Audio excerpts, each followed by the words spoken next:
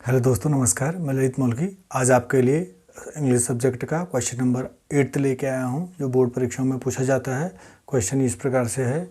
ये कहता है, बोर्ड का क्वेश्चन नंबर 8 है, join the following pairs of sentences as directed. मतलब ये कह रहा है कि join the following pairs of sentence, दो अलग अलग प्रकार के हमको सेंटेंस दिए रहे होंगे, उनको जैसा वो कहता है, जैसा हमको निर्देश मिलता है उसके अकॉर्डिंग हमको उसको क्या करना है, जोड़ना है। इनके लिए जोड़ने के लिए हमको कुछ क्लॉजेज होंगे या कुछ, जैसे इसमें व्हाट का इस्तेमाल करेंगे हम। व्हाट, वेयर, दैट, वाई और हु।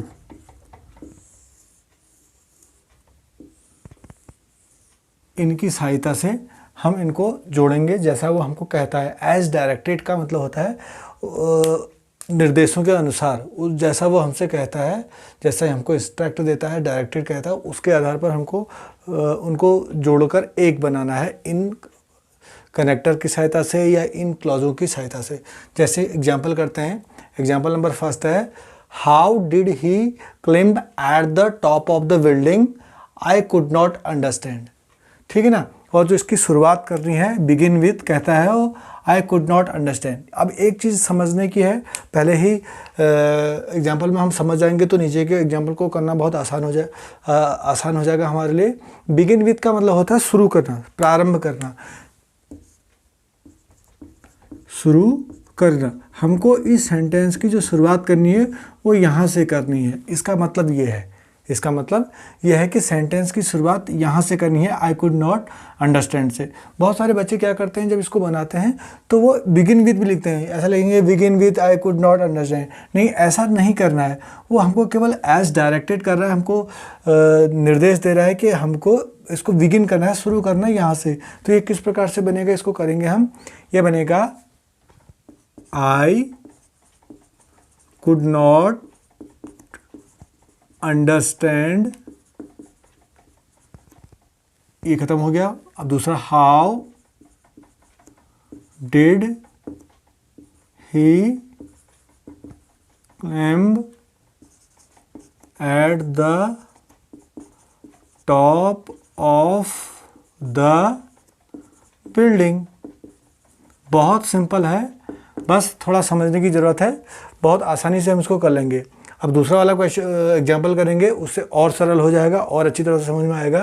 ये कहता है, he went there, he went there, I want to know. इसको शुरू करना है begin with I want to know से। इसकी शुरुआत करने के लिए यहाँ से शुरू करना है, आई वांट नो से। बिगिन विथ का मतलब होता है शुरू करना या प्रारंभ करना। इस वाक्य की शुरुआत करिए आई वांट टू नो से, तो ये यहाँ से बनेगा। इसको नहीं लिखना है, यहाँ से आई वांट टू नो, मैं जानना चाहता हूँ, है ना। तो ही वेंट देयर, तो ये हो जाएगा वेयर, वेयर वह कहाँ गया, मतलब he went, where he went, वह कहाँ गया। ये क्लॉजेस जुड़ा है इसमें। अब नंबर 3 करते हैं। शायद मैं आशा करता हूँ कि आपको समझ में आ रहा होगा। तीसरा वाला है, where has he kept that book, can you tell me. Begin with can you tell me, इसको यहाँ से बनाना है, begin with can you tell me से। मैं इसको अलग पेन से लिख देता हूँ ताकि दूर से दिखाई दे। Can you tell me where has he kept that book, full stop. बहुत सिंपल है। नेक्स्ट एग्जाम्पल करते हैं। Who is speaking, may I know, मैं जानना चाहता हूँ कि कौन बोल रहा है। ठीक है ना। तो ये कह रहे हैं कि begin with may I know से, तो ये बनेगा may I know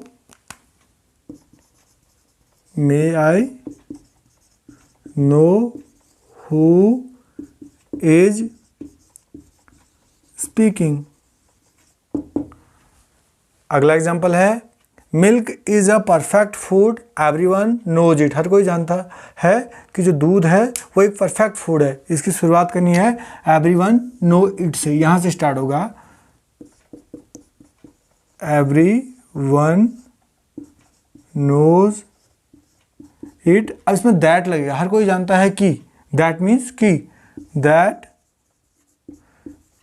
milk is a perfect food.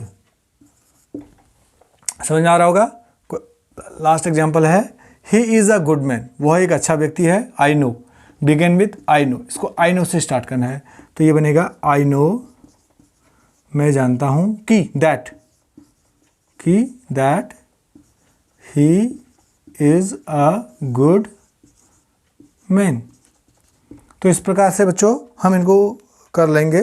बस हमको ध्यान में रखना है कि व्हाट, वेयर, दैट, वाई और हु, और साथ ही साथ में जब बिगिन विथ का मतलब होता है कि इसको शुरू यहाँ से करिए।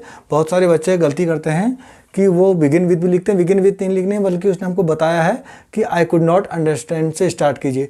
एज डायरेक्टेड का मतलब मैंने तुमको बता ही दिया है। तो ये क्वेश्चन आएगा, क्वेश्चन नंबर 8 नंबर का क्वेश्चन होगा बोर्ड के एग्जाम में। मैं आशा करता हूँ कि आप इसको करके आएंगे।